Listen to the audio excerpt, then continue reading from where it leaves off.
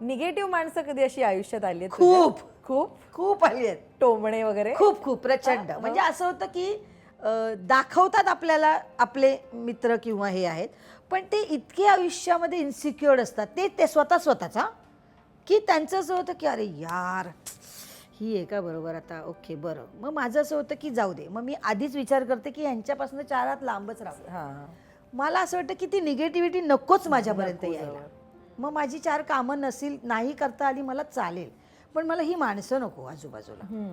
माझं असं म्हणणं आहे की तुम्ही वाईट करणार तर आहातच, म्हणजे आता बोलण्यावरनं होतं, हो. पण त्याचा इम्पॅक्ट ना आपल्या ह्याच्यावर कुठेतरी होतो. राहतो.